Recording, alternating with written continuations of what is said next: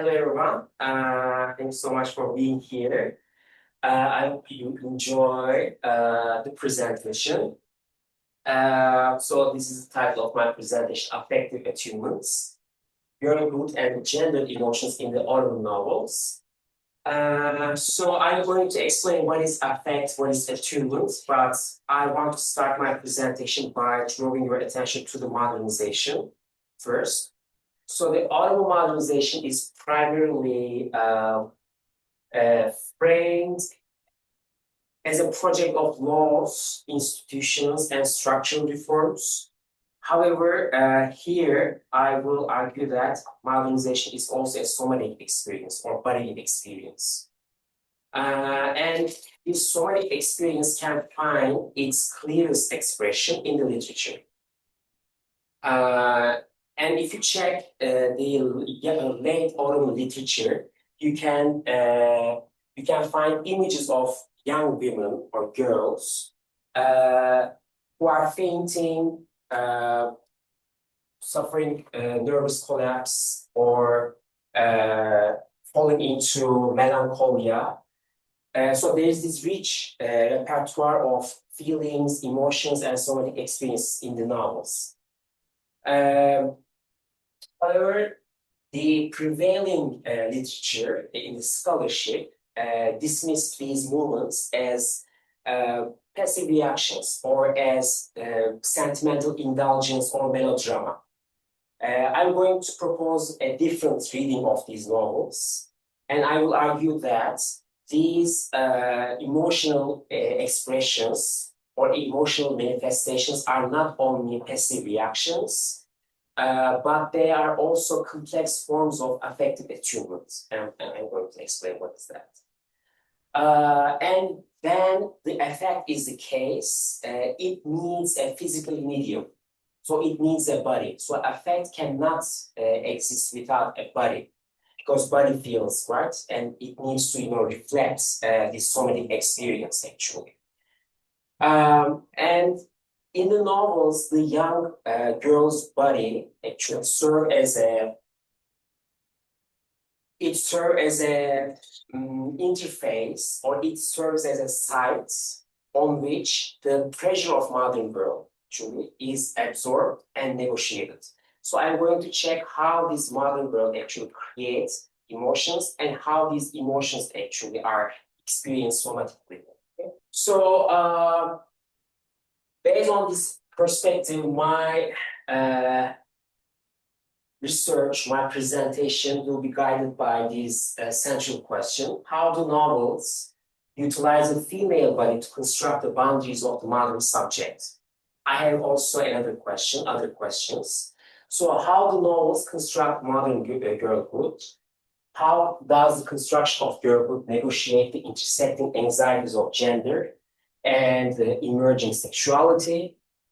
Through what specific emotional codes, like melancholy, shame, and desire, do novels mobilize affective ties? And how does the idealized female figure conflict with the lived somatic reality of the characters? And my question and my argument will be, my main argument actually will consist of two parts. So the first part, I argue that these novels function as a ledger of somatic costs. They demonstrate that the empire's macro political anxieties were registered directly onto the female body as trauma. So we are going to see how this anxiety of modernization is experienced through female body. It could be through jealousy, it could be through melancholia, and we are going to see how they are actually attune themselves or adapt themselves to this modern world, or if they will be attuned. The second part of the argument actually, it will be the novels reveal that the modern female subject is constructed through a process of somatic shedding, or we can say that it can be, constructed through. It will be constructed through these, somatic experiences. In this economy, the capacity to feel is not a virtue; it is a liability that must be amputated for the sake of the survival. So In some novels, we are going to see that actually female characters have to repress their feelings to survive this modern society, especially in Fatma''s novel. So to develop my arguments, I rely on different methodological tools. Since my primary sources are novels, I did close reading, and of course I used discourse analysis, intertextuality. So intertextuality means that you can put different texts or different novels, let's say, in this case, into conversation with each other. Okay, so you are not reading them in isolation. So you need to read them by comparing them with each other, actually. But I also use somatic reading because affect is the theoretical framework of my research. I use this somatic reading. So in this somatic reading, body can become a site, can become an area on which the pressure of modernization is registered. The pressure of modern world is negotiated, actually. Another thing, I view these novels as archive of feelings, and archive of feelings actually is a very common term used for the affect theory, actually, and it is a term used by Derrida, especially archive of feeling. So it is important to see novels as archive of feelings because novels unearth and capture intangible emotional textures that is missing in our official archives. So you cannot see these emotional expressions in these official archives, but novels are rich sources in terms of that. The last thing is that I hold an interdisciplinary approach because I will touch upon different subjects like girlhood, emotions, modernization, affect. Therefore, I am going to use different tools and concerns of or the questions of different disciplinary and interdisciplinary fields, including history, literature, cultural studies, gender and women studies. So through this research, I will contribute to the fields, and I believe I will contribute to the field in 3 ways, actually. The first thing is I will reframe the modernization. Okay? And I will demonstrate how the macro political atmosphere of the late empire permeated private feelings and self-perception. Second thing is that I will map a genealogy of the Ottoman subject, and this Ottoman subject is girls in the novels. And I will show the transition of this Ottoman girl from a moral subject to a biological subject in the other novels. And lastly, I will center girlhood, and I will actually use girlhood as a historical category of analysis. And we will see how they use their agency to navigate within this modern world. Before moving to the analysis of the novels, I want to discuss 2 important points. One of them is related to the theoretical framework. I want to give some definitions of the important terms. So emotion, I view emotion as a conscious articulation of affect. So we can say that emotion is a linguistically defined experiences. So you can label emotions, you can name them, like by saying I am sad, I am happy, I am angry. So you can name your emotions, right? On the other hand, affect is the raw physical stimulation and intensity the body experiences before the mind identifies the feeling. So affect comes first, and then your body feels this affect, and then you can name the emotion. Okay. So affect is visceral, so it is intuitive. So you can feel, for example, you can feel the tense in the room. okay? And your body actually reacts this tension, and then you can say that, for example, I am anxious, I am nervous, okay? And the attunement, so to understand how the subject navigates this social atmosphere, or how the subject adapts herself or himself bodily to this social atmosphere, we need to check this concept of attunement. And it is defined as the process of adapting one's internal state to match the external environment. So if there's a tension, so you need to try to attune or adapt your internal feelings or your feelings to the external world. Or if there's if you join a protest, for example, the effect is also vibrant. Okay, so it can be sticky, it can be spread through the environment. So if you join a protest, for example, your excitement can increase, or your anger can increase because of this, vibrant structure of the affect. And or we can say that attunement is how an individual subject or how an individual actually respond to the social atmosphere. And in the novels that I will examine, that I will analyze soon, I will check how how girls adapt themselves, align themselves with these, the social environment. And I will check their struggle to adapt their bodies to the changing conditions of their world.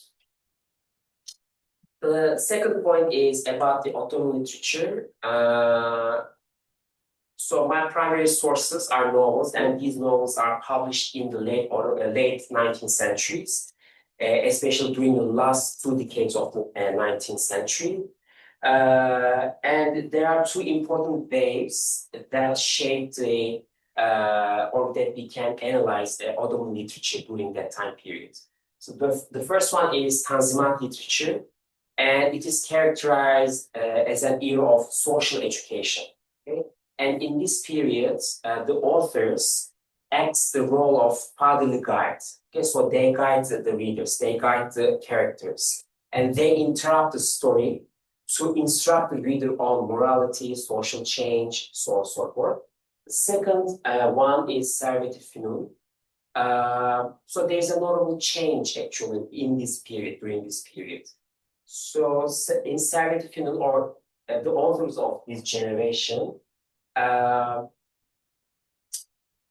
turned inward because there was a kind of heavy censorship during that time, during the period of Abdülhamit II. There was a heavy censorship, and the authors of this generation turned inward. So they moved from society to psychology. They moved from social changes or public morals to personal experience and personal nerves. Before moving to the analysis of the novels, I want you to cooperate with me during this analysis period. So at the beginning of each analysis, I'm going to show the summary of the novel. So you can take time, maybe 30 seconds or so, to read the summary of this novel. The first one is Henüz 17 yaşında, written by Ahmet Mithat Efendi. So this novel is about a girl who is 17 years old. She is a sex worker. She's working in the brothel, and we are going to see how she ends up in brothel.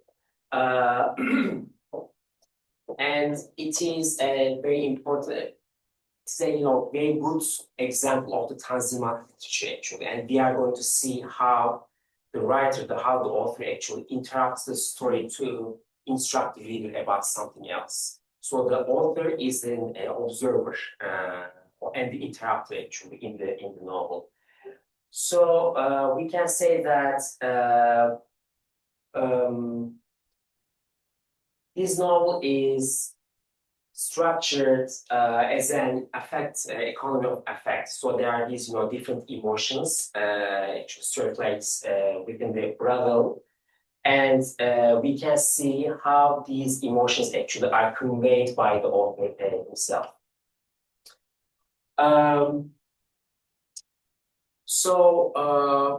There's this, yes, structuration of this economy of effects. And this economy of effect is a system. It operates through the conversion of physical disgust into pity. So there are different scenes when Ahmet Efendi, the leading character, one of the leading characters is Ahmet Efendi, and another leading character is Calliope, so it's our girl actually for this novel. So the novel is about Calliope and Ahmet Efendi, of course Ahmet Mithat Efendi actually I think. So Ahmet Efendi visits the brother with his friend Hulusi. And when he enters the brothel, the first reaction of him is disgust, physical disgust of the brothel, of the social atmosphere.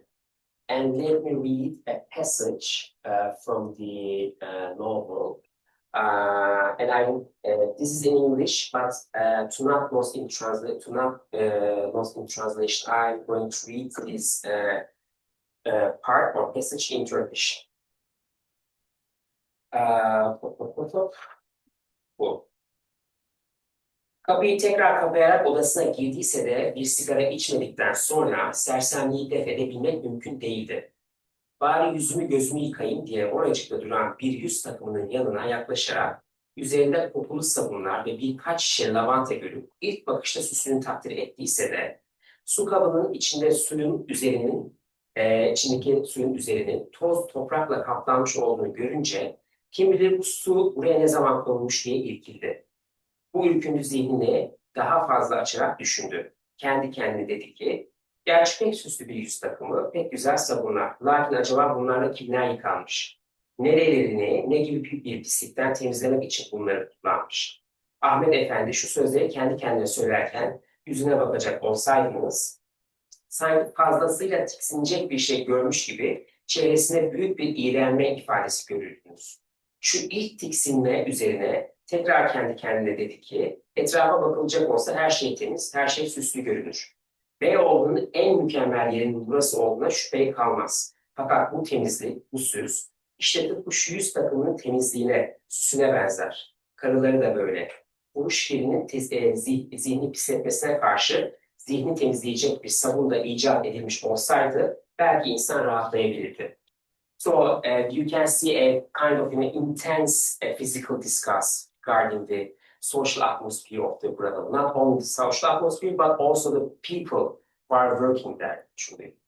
However, it doesn't last long because Ahmet Efendi meets Calliope, and her physical disgust turned into a kind of moral pity. So he starts pitying her, actually, because she's very innocent. She's not like the other women in the brothel.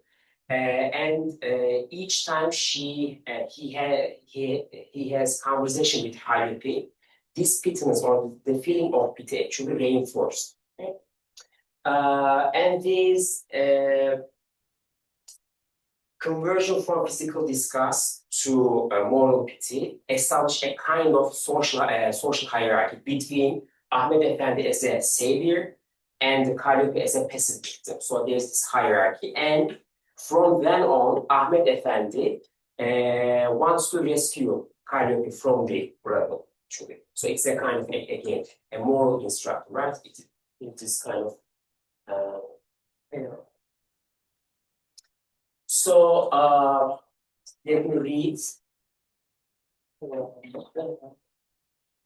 So let me read another passage from the novel that you can see how this conversion from disgust to pity actually take place.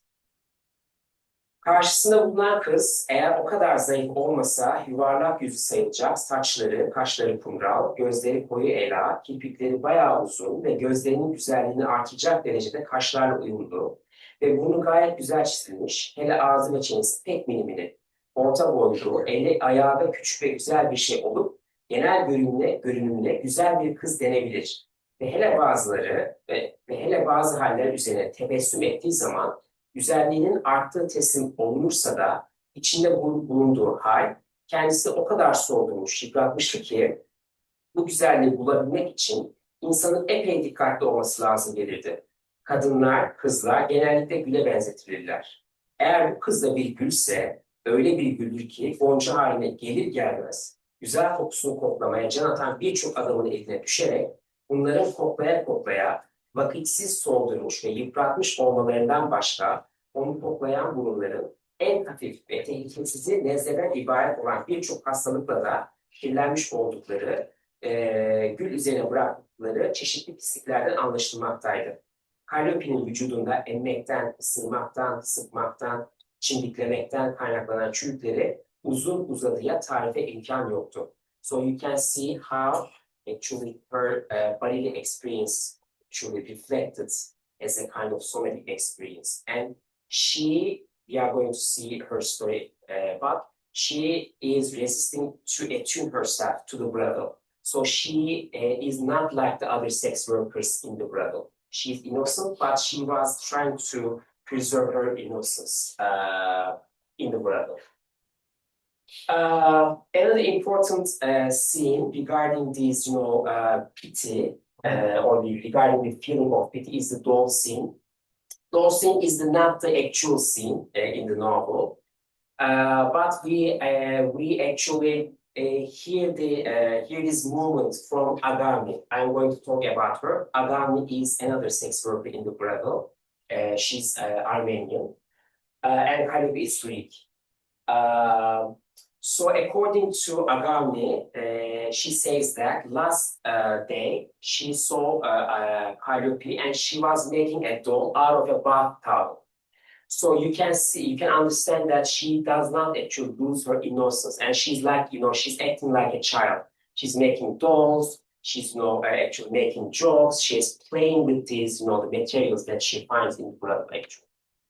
And this doll scene is a kind of disruptive image for the male gaze of Ahmet Efendi and Hulusi Efendi, because they both understood that Calliope is a subject that is worthy of rescue, and they actually take some action to take out her from the brothel.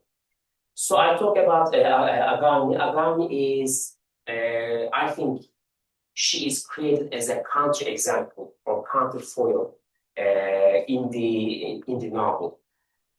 Because, I said that she's Armenian, she's older than Calliope, she's working in the same level. Different from Calliope, she attuned herself, actually, effectively attuned herself to the level through her gestures, through her feelings, through her words, through her actions to Hulusi Efendi and Ahmet Efendi. Like, she drinks alcohol, although Calliope did not want to drink it, voluntarily. She forced herself to drink it, but Agami actually, she sings a song for the clients. She has sex with two clients in the same night. For example, she's tricking the clients. So she attuned herself to the social atmosphere of the brothel. And she's very important in this narrative of salvation, because we talk about that they are trying to rescue Calliope from the brothel, but why not Agami? So Agami actually attuned herself to the brothel, and she is excluded from this narrative of salvation. Or we can say that if a woman or girl has an agency and professional competence, she can be easily excluded from the salvation narrative. That's the reason why Agami is important to understand these, the importance to understand the innocence of Calliope. So regarding the Agami and comparison between Agami and Calliope, Ahmet Efendi says that bu akşam şu masa başında oluşturmakta bulunduğumuz resim sence cümbüş ve ahenkten ibaret bir resim olduğu için buradaki en parlak rengi Agami'nin güzel sesiyle şu tavırlarında buluyorsun. Ve gerçekten o parlaklığın yanında Calliope pek donuk kalıyor. Fakat ben sana bu masa başında oluşturduğumuz resmi öyle cümbüş ve ahenkten ibaret neşeli bir resim olarak kabul etmiyorum. Kadının mahcubiyet ve masumiyet ile fuhuş ve rezaletinin farkını gösteren bir resim olarak kabul ettiğimden, bence bu resmin en başlıca rengi Calliope'nin masumluğunu gösteren acemiliği, donukluğu ve miskinliğidir. Bundan dolayı Agam mükemmel bir kaltak olduğunu sesiyle, neşesiyle ne kadar gösterirse, Calliope'nin rengini o kadar parlatmış oluyor. Neyse, sen Agam'ın şenliğinden, şuhluğundan memnunsun ya, işte o lazım. Ben de Calliope'nin miskinliğinden pek memnunum. So you can see the comparison between Agave and Calliope, and you can understand that why Calliope is worth of rescue according to Ahmed Efendi. So what is the cost of this salvation? The cost of the salvation is amnesia. So Calliope is rescued by Ahmed Efendi at the end of the novel. She is reintegrated into the society through a marriage to a Greek servant. However, this salvation comes with a total forgetfulness of her past, or total erasure of the past. So Agami actually forget about the brothel. Agami is expected to not question the social conditions that leads her to the brothel, or social and economic conditions that leads her to the brothel. But she is expected to perform a virtue, the role of virtue's wife perfectly. And this suggests that the novel suggests that the girlhood is reconstructed or can be reconstructed only if the trauma is silenced, because they want Calliope to forget about her trauma at the end, forget about the trauma that he has in the brother. One more thing before the last point is that in the novel, girlhood is defined as a precarious social category and as a fragile commodity that needs a protection of a benevolent and economically capable man, which is Ahmed Efendi. Yeah. And the last thing is related to structural price of her fall. So he fell into the brothel. And we can hear her story through her voice, because each time Ahmed Efendi goes to the brothel, he reserves Calliope only to listen to her story. And we can hear her story from her voice. So she has this agency to tell her story, actually. It is not written by Ahmed Efendi, but it is narrated by Calliope. So it's an agency, actually. So she takes this agency. So according to her story, she used to live with her family. They were happy until a certain point. She has a father, Yorgaki. He's a merchant. He sells and buys tobacco. And she has a sister, Mariola.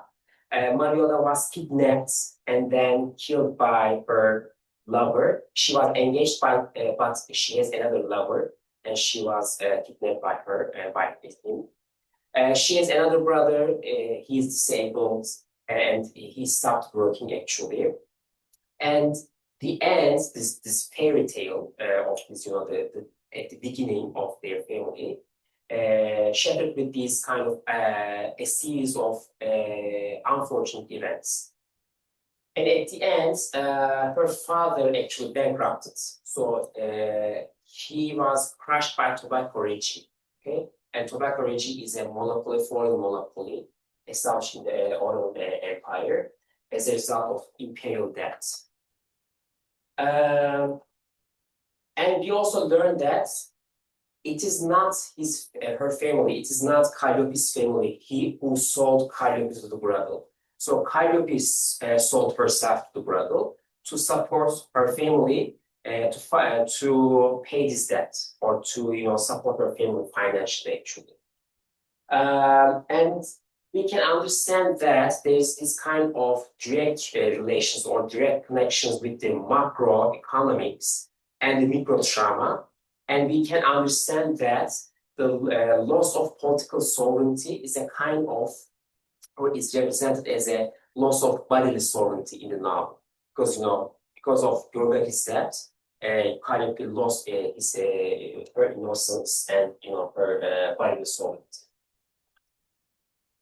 So, yes, one more thing before moving to the next novel.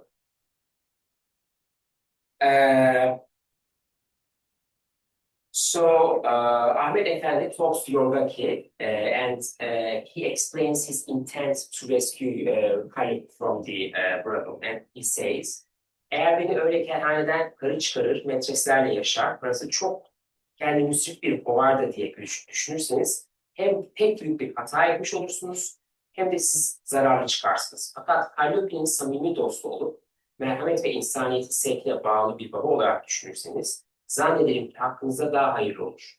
Bu işte benim bir zevkim varsa o da Kalliope'yi iffetli bir kadın olarak ailesi arasında görmektir. Bu kızcağızı ne kadar mesut görürsem ben de o kadar mutlu olacağım. Çıkardığım yere tekrar müracaata mecbur olmaması öncelikli maksadımdır. Kalliope bir daha oraya dönmeyecek. Bunun için Allah'a yemin ettim. Eğer siz de Kalliope'nin benim kadar dostuysanız bu maksat sizin de maksadınız olur. Siz de Kalliope'nin o pis yerlere dönmesine gayret ederek geçmişi tamamen unutmasına yardımcı olursunuz. So it was about this, the issue of amnesia. Okay, so can we ask questions now or in the end? It could be now if you want. I mean, okay. It could be. I felt more excited, so I want to say something about it. Yeah, sure. So I read this novel as a part of our Turkish language and literature course more than 20 years ago, but I haven't touched upon it again. And now you're reading this out loud. When I first read it, my attention was on the manhood and norms of manhood and what happens to these non-Muslims, the way non-Muslims are depicted in the Ottoman society. But after your quotations, they are selected in such a way I felt like, oh shit, maybe this is an allegory. And he's talking about Greek nationalism, actually. Okay. Because females usually are embodiment of the idea of freedom. Young girls also represent lady freedom. Madame Hürriyet ya da Hürriyet abla, Hürriyet hanım. Always as a female. And females are also, from a patriarchal point of view, very easy to be swayed with emotions. And liberty is an emotion. And this brothel is in Beyoğlu, the epicenter of westernization. And it said in your quotation, it's a wonderful, clean place if you don't know what's happening. Yes, exactly. And what's happening is these poor Greeks are being swayed by these whorehouse goers. These are European imperialists. They're dragging them into these brothel houses, and I'm saving them. And who am I? Who is he? He goes to Rusçuk Vidin. He's coming from a bureaucrat family. He's an Ottomanist. And his way of saving Calliope is giving Calliope a camel. Welcomes Calliope back to the Ottomanist framework. Says, and who cannot be saved? The Armenian girl. Armenians, Agavi cannot be saved because it's too late for her. She's too good with what's happening. She's at the level of the imperialists. I know maybe this is an overreading, but I'm going to check this novel again. I felt like, oh, wait, this is an allegory. Because he is a very well-known, Hans era intellectual who writes a lot about this. And when I was reading it 20 years ago, I wasn't reading it like that. But maybe it's what you said, entirely heteronormative practices of man can be understood and analyzed from this novel back then, etc. But maybe he's just doing an allegory. I don't know what you think, but it could be an alternative reading of the novel. Why not? And it was published in 1881. Exactly. So half a century after Greek independence, where there's still a lot of secession elements, especially where he lived and worked. Rusçuk and Vidin. Anyway. I have two questions actually. And I have no idea about the book. O yüzden biraz daha basit sorular. So before modernity or modernization, were women and girls perceived as intrinsically moral souls to be saved? Depends actually. So there are a lot of cases like in these, where Islamic courts these women who are working in brothels, actually they were excluded from the neighborhood and they were sent to other different parts. So there is no such a shift between modernity and pre-modern or before modernity and after modernity. There is no such a notable shift. No, it doesn't change actually. Okay, so what exactly you meant at the beginning? What is it? In the first slide, there were something like women as moral souls worth saving, and women as subjects to be controlled. Yeah, so it's like it was not for the before and after modernization or modernity, but it was through these novels. So the first novel is the moral subject, and we will see that the second novel will be the biological subject, and the third novel will be the discipline subject. So yeah. I'm going to check this genealogy of the representation of girls in the novels. Tamam. And my second question is, are there any representations of Muslim women in the brothel? Yeah, I mean, no, I mean the novel in general and how they're. I don't remember any Muslim woman in henüz 17 yaşında actually, because it is mostly in the brothel. Because Ahmed Efendi comes back again to brothel to keep having conversation with Calliope, because he's very he's very curious about the Calliope's story and about the general conditions of these prostitution, because Calliope says that I sold myself, yes, but there are these families who sold their daughters for 10 liras, 20 liras, or even sometimes 30 liras. So actually, it stimulates his curiosity because it is beyond his perception. Like families selling their daughters. So he wants to understand that, and he wants to hear her story. That's the reason why there's we can say that there's one specific place in the novel. There's this, of course, Pera, and there are this, theater plays at the beginning, but mainly brothel. Yeah. Thank you. Sorry for the interruption. No, that's totally fine. So this is the second one, Sefile, written by Halit Ziya.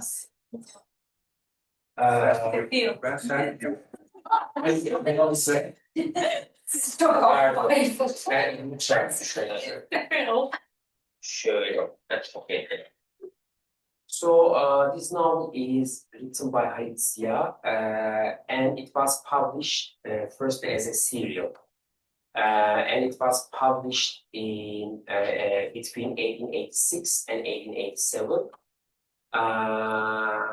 In Hizmet gazetesi, Hizmet gazetesi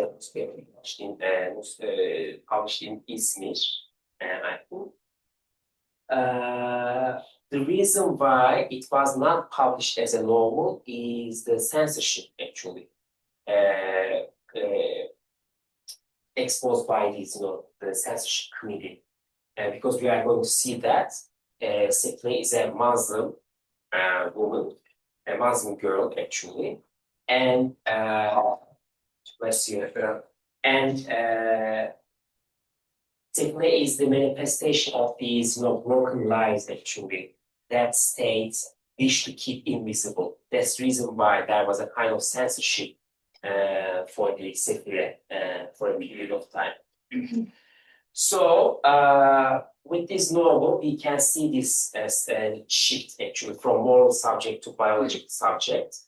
Or, there's this, moves from a moral fable to clinical examination. It is not like, so this novel is written not to give moral lessons or moral fable, actually, but to keep the society responsible for the decay and for the fall of Mazlume. So the name of the girl is not Sefile. Sefile is the name of the novel, but the name of the girl is Mazlume here. Okay? So, like in the henüz 17 yaşında or still 17.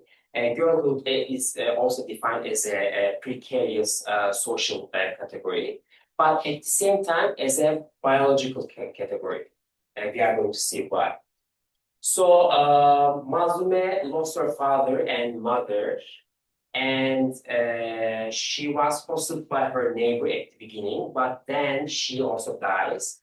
And after her death, she was alone, and she started living on the street. And there is this, we can say that the affects actually structured as this, biologically in this novel. And this affects operates into in two ways. One of them is heredity. So because Mazlume actually inherits her mother's hysteria. So there's this kind of heredity of hysteria, which is very, sexist. It's sexist. It's sexist, and it is a sex expression, or which is dedicated to representation of women in novel and in films. Yeah. So actually, yes, there's this direct link between her weak nervous system and her mom, because she got this weak nervous system from her mom. And the other thing that we can see affect is the trembling body.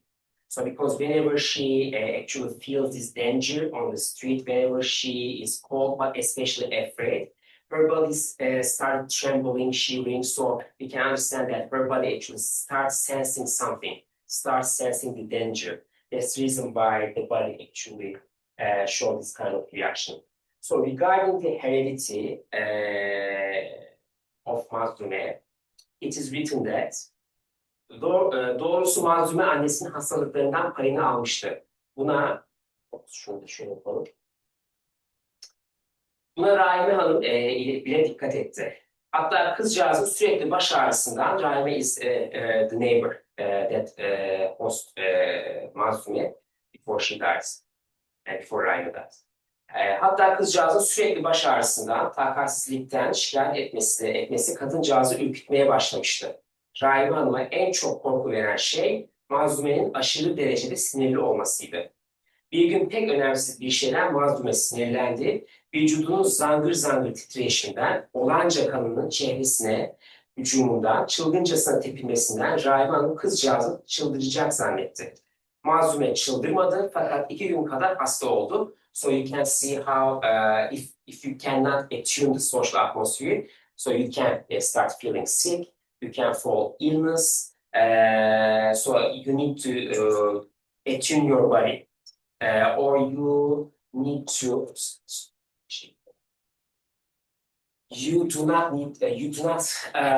allow these feelings to take over you actually. So there's this heredity of hysteria.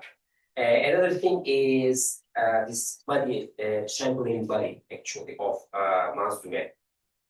A passage from the novel says that, and when she was on the street, when she starts living on the street, a woman actually approached her, and she says that she can host her, and she offers, her house and a room to Mazlume, and it is her reaction to her offer. Gariptir, Mazlume şu sefalet halinde kendisine yardım eli uzatan hanımın beklediği olumlu cevabı vermekte niçin bu kadar tereddüt ediyordu? Gözlerini niçin yerden kaldırmak istemiyordu? Evet, şaşılacak şeydir ki bu zavallı dilenci kız kendisine teklif edilen saadetten sakınıyor ve nefretle baktığı paçavraları 5 dakika evvel arabada dikkatini çeken bir zengin çocuğunki gibi yeni, süslü elbiselerle değiştirmekte çekimser davranıyordu. Çünkü zavallı çocuk bir takım değişik hislerin hücumu altında kalmıştı. Garip bir tehlike hissi kendisine sunulan saadeti ayağıyla itmesini tavsiye ediyordu. İçinden bir ses sakın diye haykırmaktaydı. İhtiyar hatun Şu uzun tereddütten sıkılmış gibi sabırsızca bir hareket etti. Tehditkar bir sesle haydi bakalım karar ver dedi. Bu esnada şiddetli bir rüzgar Mazlume'yi titretti. Yağmur hızlandı, dayanılmaz bir hale geldi. So the weather is also important to make this setting actually. And we will see the contribution of the weather throughout this novel. So you can see as she feels this danger, her body actually feels danger and she starts trembling, shivering. Because this woman, yes, she accepts the offer. She goes to the house of this woman. Her name is Mihriban and she lives with her daughter Ikbal. She starts living with them. At the beginning, there was nothing unusual in the home, but then she discovers that this home is a kind of brothel. And she was trapped actually in this house. Before this discovery, actually, she spent time with Mihriban, but mostly with Ikbal because she's the daughter of the house. And one day she saw that Ikbal is reading a novel. Any guess what was she reading? Henüz 17 yaşında. Aynen. So she was reading henüz 17 yaşında. So Haizia created this kind of atmosphere that Mazlume may be rescued by someone else, but it was not a kind of fairy tale that is created by Ahmet Mithat Efendi. So she will actually die at the end of the novel. So we can see the effect in the form of cruel optimism as well, because the first man that she meets is İhsan Bey, and İhsan Bey is the lover of İkbal, but İkbal will die, and then İhsan Bey and Mazlume develop a kind of love affair. Okay. So it is a kind of cruel optimism. By the way, cruel optimism is a kind of tragedy for desiring something that will destroy you. Okay, so you desire something else, you know that it will destroy you, but still you want that so much, in a very, intensely you want that thing. So İhsan Bey actually is a kind of father figure for Mazlume, and she projects that needs of father figure, having a father figure onto İhsan Bey. And it creates a kind of also Cinderella complex. So what is Cinderella complex? Cinderella complex is that a man will come and survive and will come and save you from poverty, from misery, so on and so forth. And Mazlume was expecting the same thing from İhsan Bey. However, İhsan Bey betrayed Mazlume, and actually he kicked out Mazlume from their house, because after a while they moved to a new mansion with İhsan Bey, and he kicked out Mazlume from the house. He betrayed her.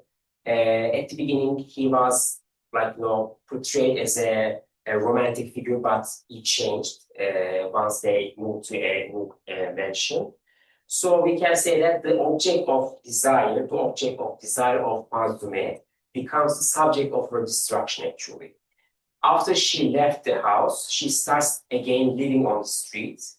She starts living in the graveyard, in ruins, and at the end, she sheltered in a ruined house. And she keeps prostituting on the street as well. So this cruel optimism and Cinderella complex actually accelerated the end of Mazlume. I will have a passage regarding this cruel optimism. So it is a conversation between Mihriban, so this the guy who hosts her. After they move to a new mansion with İhsan Bey, Mihriban starts living with them because she lost her daughter İkbal. So Mihriban says, sizi mustarip görüyorum.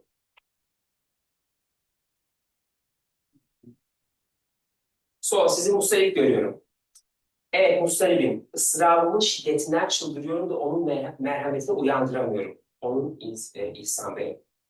Benim yegane iftihar sebebim, yegane servetim, saadetim olan namusumu ayaklar altına aldıktan sonra yalnız annemin hatırasına adadığım sevgimi tamamen ele geçirdi de şimdi onu reddediyor. Beni şehvetli arzularına zalimce feda etti de şimdi aşağılıyor. Bana ebedi sevgiler, ebedi saadetler vaat etti de şimdi benden nefret ediyor. Bu adama düşmanlık mı beslemek yoksa aşkından ölmek mi gerekeceğini bilsem. Lakin hayır. Düşünüyorum da onu her zamankinden çok seviyor. So you can see this cruel optimism, right? And she is aware that actually he destroys Mazume. But again, she keeps loving her until the end of the novel. So yeah, we can see the decay of Mazume once she starts living on the street again. So this destruction comes in two ways. One of them is aesthetic of decay. So she suffers from tuberculosis because of the cold weather, so on and so forth. And as you know, tuberculosis is romanticized in the novels, right? So tuberculosis in the novels is a beautiful way to die for love, right? In romantic novels. But Halit Ziya actually deconstructs this myth, and Mazume decay, and she becomes like a skeleton because of tuberculosis. She, suffering from she hardly breathes. And there's this blood coming from her mouth, and this blood actually is a kind of symbolic thing, right? Because it shows that the city, the modern world, does not only break your heart, but also it consumes you. It consumes your body, your lungs, so on and so forth. And the second thing, it is very, actually, it was kind of surprising for me. It is the very at the end. So Mazume kills İhsan Efendi, but through biting her neck. It's a very kind of corporate agency. It's like, she was like this vampire. Okay? So there's this, the last scene in the novel. So Mazume seri bir hareketle İhsan'ın üzerine atıldı. Yılan gibi vücuda sarıldı. Dişleriyle boğazını yakaladı. Sefaretin vahşileştirdiği bu iki sefil arasında hayvancasına yırtıcı bir mücadele başladı. And before that, İhsan actually comes to visit Mazume in this ruined home. And of course, because she was looked like a skeleton, she was suffering from tuberculosis, and she was very angry at İhsan Efendi, and that's the only agency that she can take actually at the end. Sonunda Mazume ayağa kalktı. Vahşi bir canavar gibi İhsan'ın damarlarını parça parça etmişti. İhsan, Mazume'nin ayakları altında kaldı. Kanlar içinde yatıyordu. Mazume hayatını zehirleyen bu varlığı bir cellat, intikamı susamış vahşi biri gibi bir hayli zaman seyretti. Gözlerinde vahşi bir bakış, dudaklarında kanlar vardı.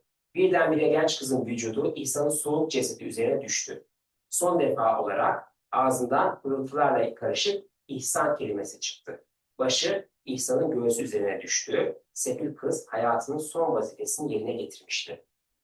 And it ends like the death of both of them actually, both İhsan and Mazume. So there's this kind of somatic collapse at the end, right? The last thing that I want to discuss is this social critique that the novel offers. So according to the Halit Ziya, Mazume is,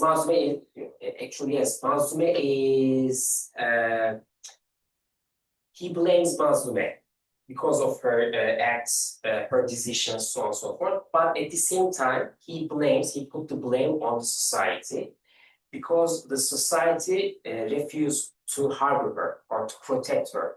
That's the reason why actually she makes this decision to take a refuge in Mihriban's house. And then when she starts living on the street again, no one actually provide any protection or provide any food, so on and so forth. The only thing they provide to her is their suggestion, their offer to have sex, actually. That's the reason why Hayat Ziya did not make any kind of intervention to the novel like Ahmet Mithat Efendi did in henüz 17 yaşında. But he actually chose this way to provide his social critique to the society at the end of the novel. So, and the third novel is Zehra, and we will have one more novel discuss. This is the name of the concubine, Sırrı Cemal. Okay, so Zehra is written by Navizade Nazım in 1896, and we can see that in the novel, female nature is defined as pathology. So the most important thing, the most important affective thing that creates this pathology is jealousy. Because Zehra is so jealous. And so she's around 13 years old. By the way, as you know, Kaylepi was 17 years old. Mazlume is 13 years old. And here, Zehra is 15 or 16 years old. Okay? So Kaylepi's jealousy is actually it's biological. It is it is her fıtrat actually, as written in the novel. It is her nature. It is as written in the novel. So we can see that the danger of created by this jealousy is not a kind of danger outside, like in Sefire. So the danger is not outside, but it's inside, and it's biological, and it's natural, peculiar to her nature. So there's this shocking scene at the very beginning of the novel. She is very jealous of her brother, Zehra's brother, and she was trying to strangle him actually. And I'm going to read this part to you. Zehra çocukluğundan beri oldukça kıskançtı. Hele kendisinden 2 sene sonra doğan Bedri'yi o kadar kıskanırdı ki birkaç kere çocuğu neredeyse boğmak, kafasını ezmek gibi acımasızca hareketlere kalkışmıştır. Kızın bu tabiatı, which is tabiat, nature, right? Kızın bu tabiatı Şevket'i cidden düşündürmekteydi. Şevket ise her father. Bu tabiatta olanların, özellikle de kadınlarsa ileride gayet feci olaylara sebep olacaklarını biliyordu. Bir müddet belki zamanın geçmesi kızın şu vahşi tabiatını değiştirir ümidiyle bekledi. Zehra'nın yaşı ilerledikçe kıskançlığı da artmaktaydı. Kıskançlığı anasına kadar uzanıyordu. Bu tabiat onu da hayli mustarip etmekteydi. İyi bir eğitim ve öğretimden yardım umarak çocuğa birkaç akıllı hoca tutulmuşsa da tabiatını bastırmak mümkün olmamıştı. Kızın kıskançlığı vakit geçtikçe yayılma kuvvetini artıran buhar gibi gittikçe yayılıp genişletmekteydi. So you can see the how affect is visible here, right? Like it's kıskançlık or jealousy is like a vapor, spreading through. Jealousy is sticky. We are going to see how it is sticky. And jealousy is like the fire, and it affects all the body of her actually. So at the end, what could be the solution to cure this jealousy of her? Marry her. Yes, exactly. Cure forever. So actually, her father has a friend. It's not a friend, but his name is Supi. Supi was working with him, with Bedri. It's like the assistant of Bedri. So Zehra and Supi got married. And of course, it did not stop her being jealous. After her marriage, she starts, having this feeling for Supi. So her jealousy was so strong that there are several depictions of her jealousy in the novel, like boiling blood, burning out of jealousy, in the fire, so on and so forth. So it was like we can say that this feeling of jealousy take over her. It was like it was colonized. She was colonized by the idea of or feeling of jealousy. So yes, jealousy is a physiological fire, and it will be this short passage. Zehra hışım ve gazabını artırdı, which is after the marriage. Gözlerine kan bürümüş, yüzüne kan hücum etmiş, dudakları titremekte, şakakları atmakta olup saçları ürpermiş, aslan yeresine dönmüştü. It is what she feels after, because each day she waits for Supi Efendi. Okay, and one day Supi was late. After she learns that actually she starts feeling this kind of thing. Aslan yeresine dönmüştü. Vücudunu baştan ayağa kadar bir titreme almış, heyecandan dişlerinin kilitlenmesinden söz söylemeye gücü kalmamıştı. Harflerin telaffuzlarında şaşırmış, fikrini ifade edecek kelimeleri kaybetmişti. So she lose control once she feels jealous actually. And another thing is that somatic hallucination. So her jealousy is so strong that it creates a new reality for her. Okay. So she hallucinates her husband's betrayal many times not many times, but a few times. So one of them is her betrayal. Her husband's betrayal with Sırrıcema. Sırrıcema is the concubine in their home. And in this hallucination, she sees forest which is not there. She hears voices which is not real. So actually, it reinforces this toxic environment actually created through her jealousy. So because of this toxic environment, and because we are talking about jealousy is like a vapor, we can say that it is sticky. So it does not only stay in Zehra's body, but it jumps from body to body.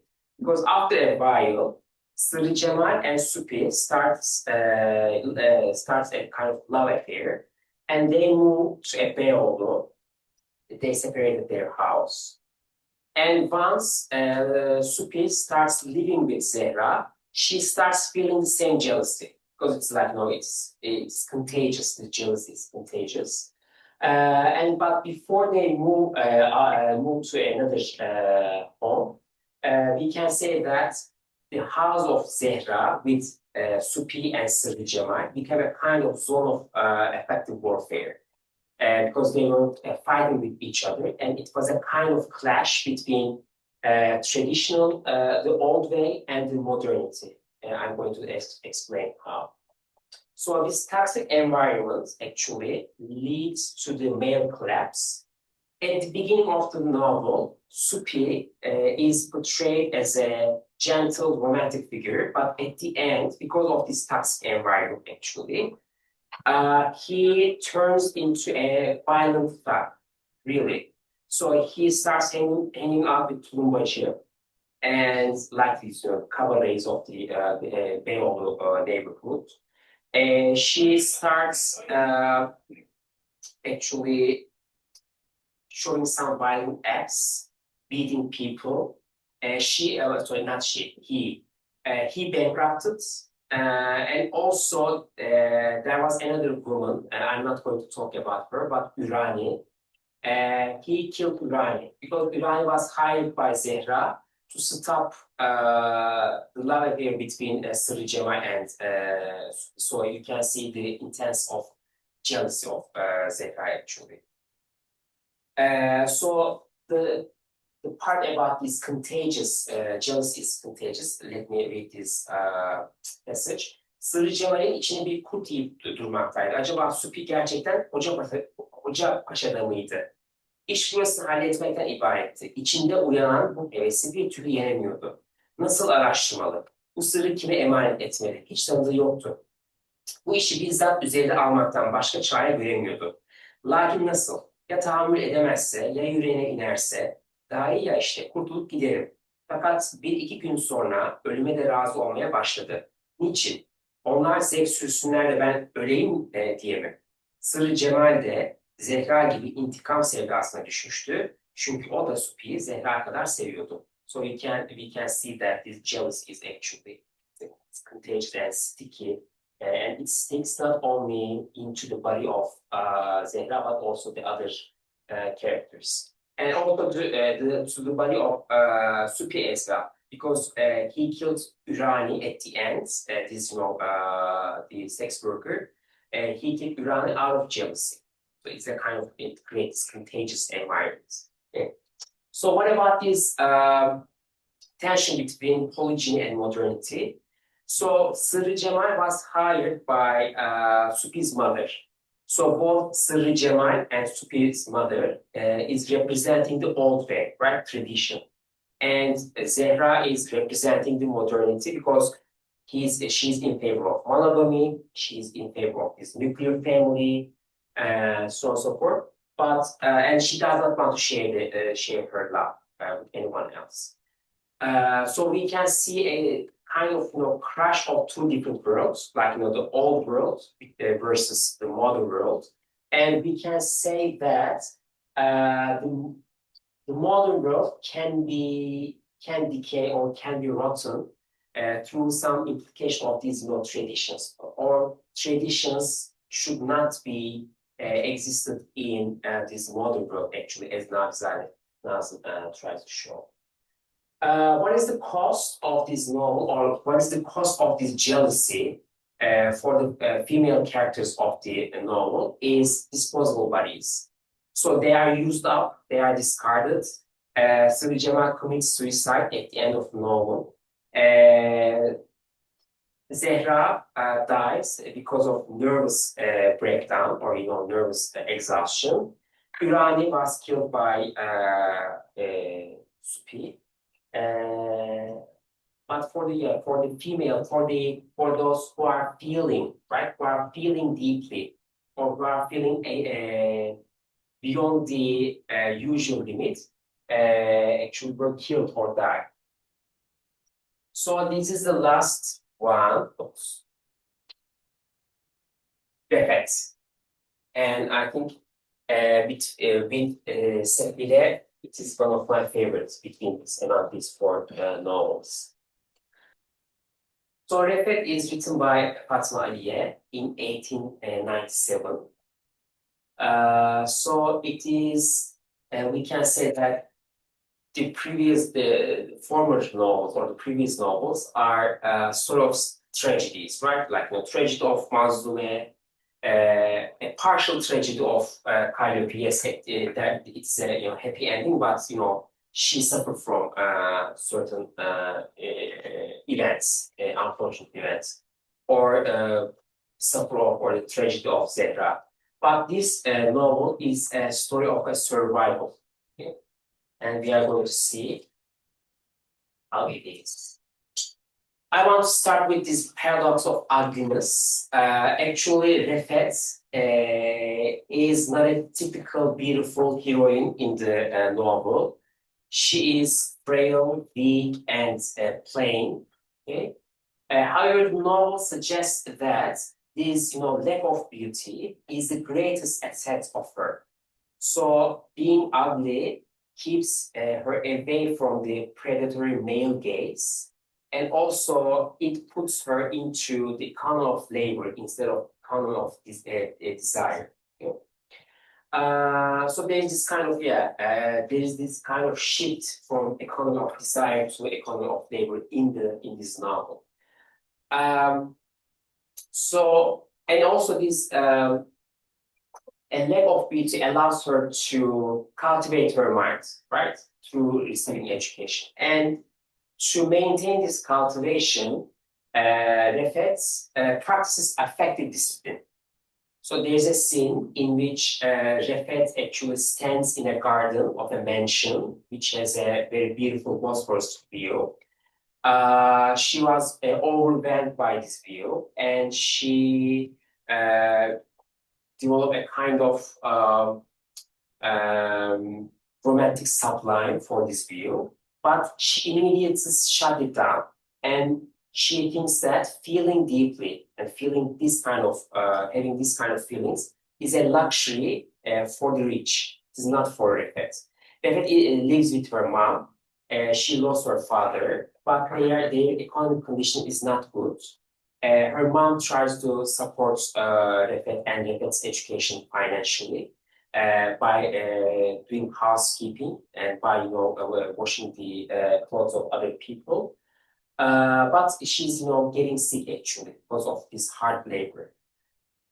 And let me read two things from Refet regarding the ugliness. She says that, üzülüyorum diyemem fakat ümitsizliğe kapılmıyorum. Evet, keşke ben de güzel olsaydım diye düşünmemek mümkün değil. Düşünmemek mümkün değil. Ancak servet yoksa çalışmaya iki elimi sarılmak istiyorum. Bir eş sayesinde ev bark bulmak için güzelliğim yoksa, alnının teriyle ev bark idare edebilerek, servet ve güzelliğe nispet yapmak istiyorum. Herkes kendini sevdirmenin, herkes tarafından hürmet görmenin, yalnız güzellikle olmayıp, çalışmakla, kazanmakla, öğrenmekle, ilim bilmekle de olacağını göstermek istiyorum. Bu sevilmenin, bu rağbet görmenin öyle kaybedilebilecek, çalınabilecek bir servete, gençlik alemine özgü geçici güzelliğe benzemediğini anlatmak istiyorum. Onlar sahiplerini alınları buruştukça, saçları ağardıkça, vücut pörsüdükçe terk eden vefasızlardır. Onlar bana rağbet etmemişlerse ben de onlara tenezzül etmiyorum. Benim kazanmaya ve ele geçirmeye çalıştığım huylar ve erdemlerin ise en büyük ve en güzel süsleri derin düşüncelerle buruşmuş alın ile ilim uğrunda ağarmış saçlardır. So it is her perspective to her ugliness or the lack of her beauty. And the second thing about this scene in the mansion and the scene that she shuts down is feeling or the sublime, romantic sublime vis-a-vis the Bosphorus wheel. She says, Ya Rabbi, vücutça kazandım, fikirce kaybettirme dedi. Ve biraz durduktan sonra elini şiddetle çarpan kalbinin üzerine koyup, sen ne demek istiyorsun? Kendi varlığını bana bildirmek mi? Benim sana emrim, benim sana hükmüm bu değildir. Ben seni inkar ediyorum, kabul etmiyorum. Hükmetmek istiyorsan çık git. Kendine layık bir vücut bul.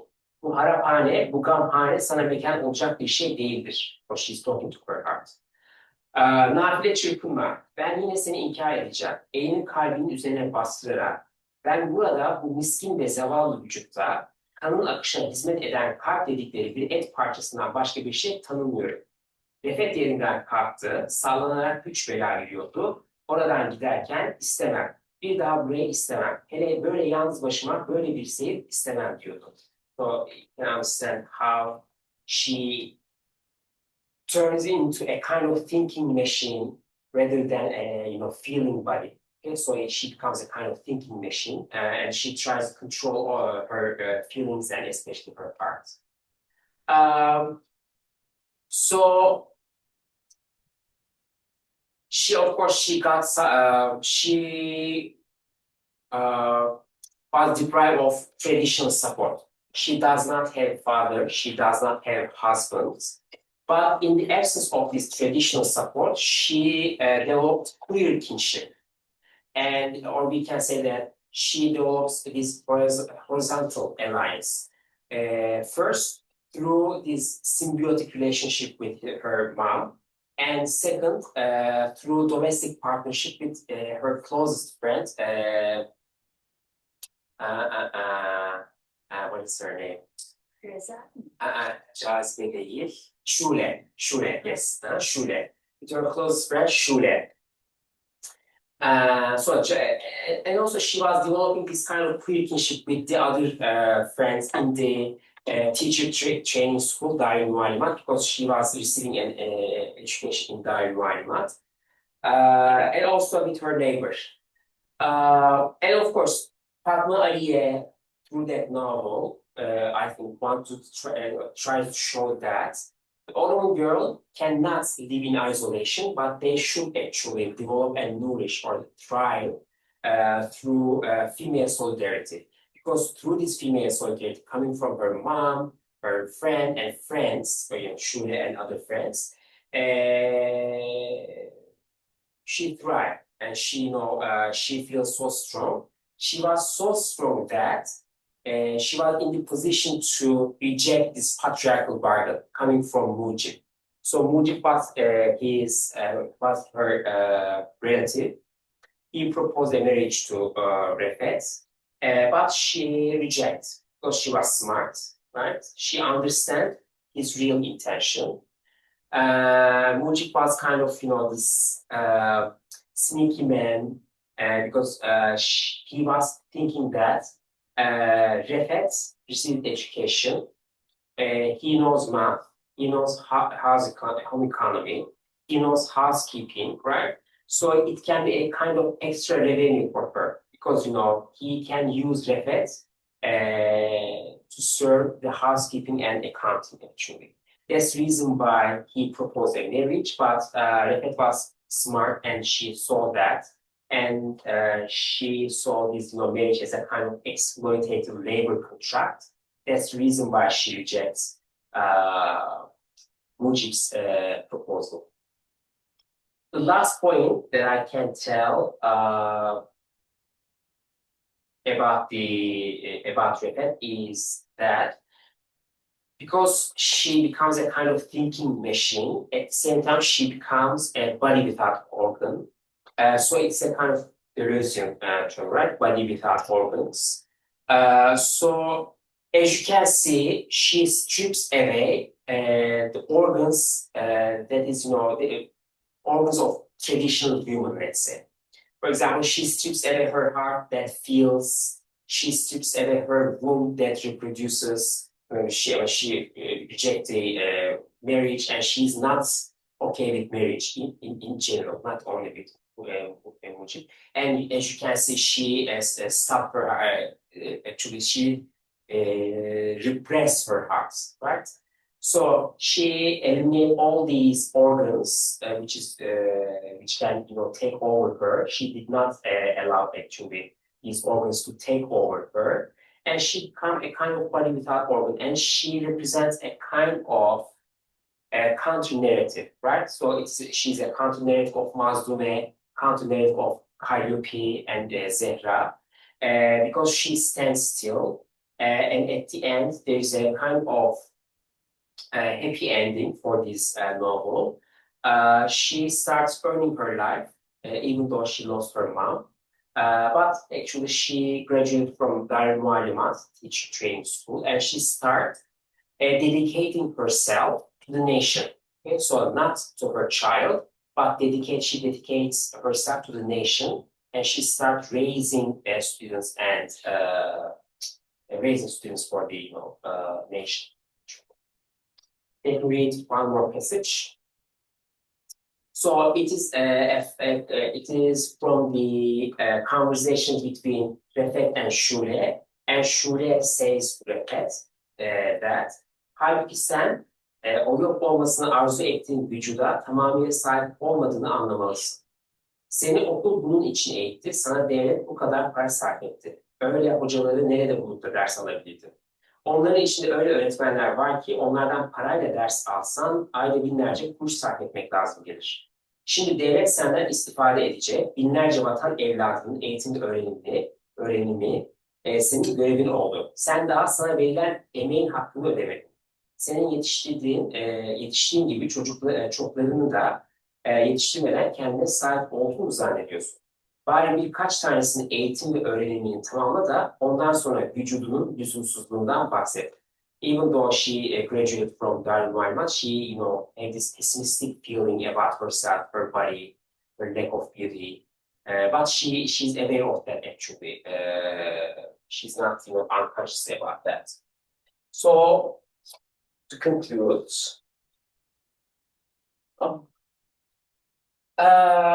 so through this presentation, I am trying to emphasize the embodied experience aspect of the modernization. And we see that, it was jealousy in Zehra, it was hysteria and, trembling body in Sefile, or it was pity in his own mediation. It was a kind of affective discipline in Refet. So these novels and many other maybe materials can show us this embodied experience part or aspect of modernization. Second thing is that we can see the novels are technologies of attunement. So it is not only for the characters, right? So let's think that they are published in the 19th century.